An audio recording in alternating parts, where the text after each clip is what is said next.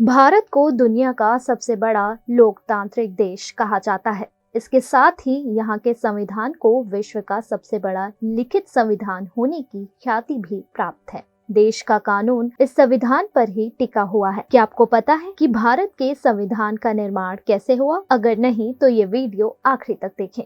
26 जनवरी वो तारीख है जब हमारे देश में लोकतंत्र ने पहली बार जन्म लिया, जिसने इससे पहले ना जाने कितनी कुर्बानियां और बलिदान सहे। भारत माता के वीर सपूतों ने अपने अमूल्य प्राण देश के लिए न्यौछावर कर दिए। इसी दिन हमारा संविधान भी तैयार हुआ था, वो संविधान जिसकी शपथ लेकर देश की अदालतें फैसला सुनाती हैं। आज का दिन 75 साल पहले सन 1950 को गणतंत्र दिवस मनाने के लिए चुना गया। तब से लेकर आज तक हम हर साल 26 जनवरी को गणतंत्र दिवस का उत्सव मनाते हैं। इस दिन भारत का संविधान लागू हुआ था। इस संविधान का निर्माण एक संविधान सभा द्वारा किया गया था। इसे बनाने में 2 साल 11 महीने और 18 दिन का समय लगा था।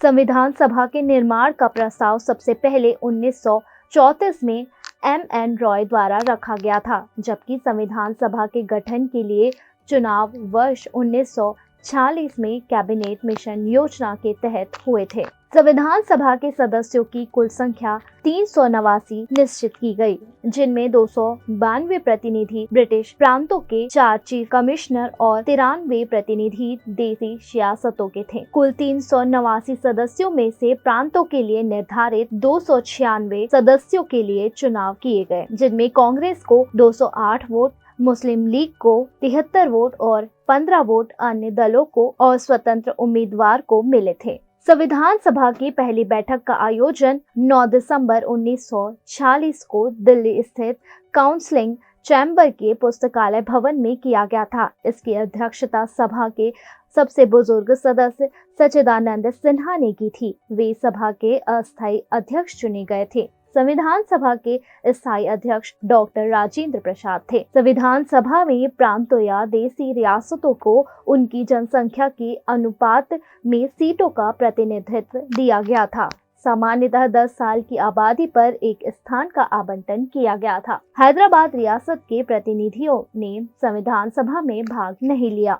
संविधान सभा में 12 महिला, 33 अनुसूचित जाति, 213 सामान्य, 4 सिख, 79 मुस्लिम सदस्य थे। संविधान सभा की कार्यवाही 13 दिसंबर 1946 को जवाहरलाल नेहरू द्वारा प्रस्तुत उपदेश प्रस्ताव के साथ की गई थी। भारत के संविधान का निर्माण एक संविधान सभा द्वारा किया गया था और इस सभा में 13 समितियां थीं, जो संविधान सभा के विभिन्न कार्यों से निपटने के लिए गठित की गई थी। इन समितियों में 8 समितियां प्रमुख थी।